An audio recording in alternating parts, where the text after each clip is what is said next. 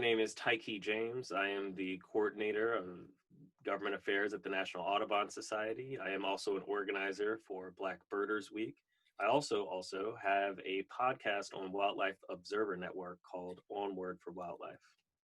Yeah, so you're a busy fella, and of course we're connecting with you today to talk a bit about the Black Birders Week. We're now on day 4 of it, I suppose, and it came together kind of quickly. Can you tell us a bit about it? Absolutely. So after the racist incident that involved Christian Cooper came out, there was a group chat that was started by Jason Ward that collected a bunch of Black folks in STEM together just for reasons of community. And when we reflected on what happened to Chris Cooper and Mr. Ahmad, it was very clear. And it could have been any of us. And he could have been watching birds. The connection between racial justice and environmental progress is very clear to us. And it was then that the idea of a Black Birders Day came, and then I suggested Black Birders Week. And from here, we've been moving at the speed of opportunity to create the Twitter account. The notifications haven't stopped. We've started with Black in Nature on Sunday, where it was just, so many pictures of Black folks in nature. And for me, the most touching parts were seeing the intergenerational pictures, seeing the seniors with the toddlers and the bird guide or the binoculars, and they're pointing at a bird feeder, seeing that, the generational wealth exchange of the love for birds is something that I saw a lot on Sunday. Monday was post a bird, where you post a picture of the bird and set a fact with it. I picked the European starling. And after I picked it, I had this revelation that like the European starling's ancestors, my ancestors were brought here on a ship to the New World. And it was later made illegal, but we're both still here, and trying to just figure things out. And I thought that was an interesting revelation I shared. Tuesday was a lot of fun. That was yesterday. That was Ask a Black Birder. That was hosted by the Ward brothers on Jeffrey and Jason Ward on Instagram Live. I jumped on there for a couple minutes, and we heard from really great folks. I know that they got into lizards at some point, and it's a 50-minute video now if you want to check out Jason Ward's Instagram for it. It was just a beautiful time, and it felt like a bit of a reunion. I know that those folks that were talking on it are the organizers within the Black AF and STEM, so we do talk often. But just having that opportunity to have those conversations and share those stories in that medium just felt like we were really building a big community, and I was very happy about that. Yeah. And in such a bold way too. I love that handle, Black AF and STEM, not hiding behind any kind of. No. Yeah, putting it right out there. And I also love this and appreciated this about the Black in Nature posts. I mean, my Twitter's just been flooded with those. I think it sounds like your whole world is as well, right? And I think, in the queer community, we talk a lot about this. We find our community when we're visible. And I see a lot of parallels with that. Absolutely. And, the intersectionality of queerness in Blackness in nature has just it's brought me really great relationships as far as friends, but it has just been very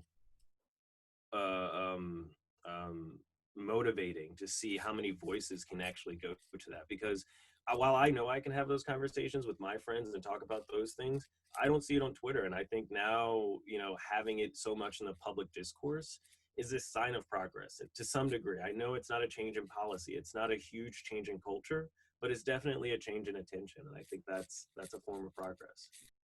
What I like you just touched on there was the power of dialogue and how we're making this generation and the next generation. It's so easy in a sense to advance these conversations in a really public sphere. And I think that's the single greatest tool that we have right now is our voices and calling out these injustices directly. It's tough to talk about race, right? And I think that when we have the opportunity to bring that up, it's a requirement for us. So if nothing else, this is an opportunity to energize folks around this issue, highlighting, certainly starting what happened with Chris Cooper, but recognizing that's one of many, many instances that we just haven't seen recorded. Yeah.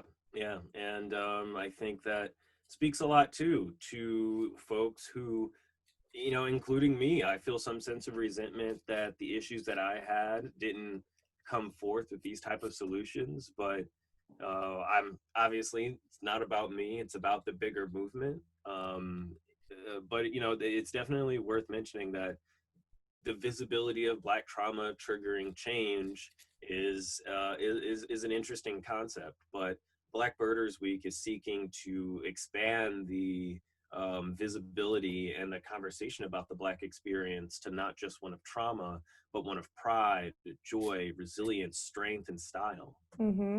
And we saw a lot of that on Sunday. We saw a lot of that on Sunday with Black in Nature. And I think that when we talk about birding while Black tomorrow, we'll see a lot more of that being demonstrated from some of the most popular Black birders we all know. Yeah, absolutely. So what are some of those details for tomorrow? I know that you'll be speaking, but a number of your co-organizers will as well. So where can we tune in to hear more about that? You can tune in to Audubon's Facebook page that has 1.5 million followers. They have been very cooperative and very helpful in promoting Black Birders Week. And we're going to be working with the other board organizations as well to help promote it. But it's just going to be a live discussion on Zoom. They're going to have 2 sessions, one session at noon Eastern time and one session at 7. The first one is going to feature special guest Christian Cooper, and the other will feature Dr. Drew Lanham. Yeah, excellent. So an excellent resource there for us to all check out and continue this conversation. Any final advice out there for young birders? Absolutely. This is something that you can take seriously, and it can really take flight. For me, it was seeing a kingfisher in West Philly that started my path to conservation. For you, it may not be a kingfisher, but it may be the fact that you have access to the park and you want to fight for that access. You want to make sure that access for all is for that park, or you want to advocate for more funding so that the quality and the amenities of that park can be either improved or maintained. And I think that you can find community leadership in how our parks are managed. And that could all start from seeing that kingfisher or seeing the American robin, or whatever, the black and white warbler, AKA the people's warbler. I think everybody has a special story about a bird, and I hope that story could send you on a path to make positive change in the world. Yeah.